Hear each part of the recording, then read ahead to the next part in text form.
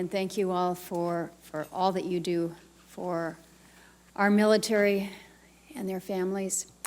I have had occasion before this committee to bring up the issue of ALS, Lou Gehrig's disease, and the association, the not well understood association between the incidence of that disease and those who have served in our military.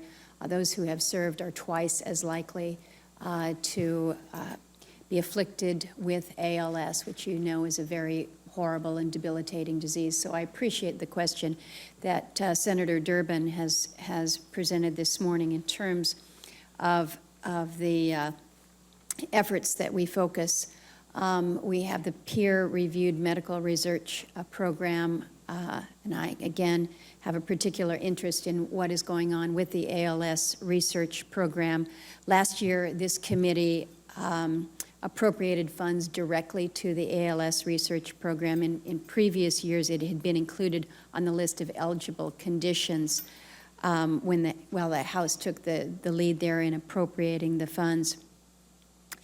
The program is currently funded at $7.5 million. The question to you, General, is whether, in your view, this research program towards ALS has proven effective, if it's a good investment, if the subcommittee were to look to perhaps increasing that allocation upwards, would you view that as a good investment given the presumptive nature of this disease to our military?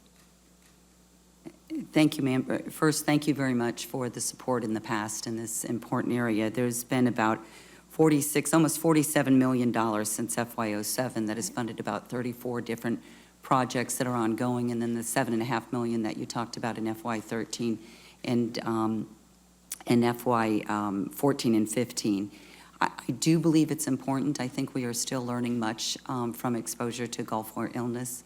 We are continuing looking at all of our soldiers, sailors, airmen, and Marines at environmental exposures and then different diseases that have an outbreak. So anytime we have research dollars that are dedicated to allow us to look at preventive measures and protective measures, I think it's very important.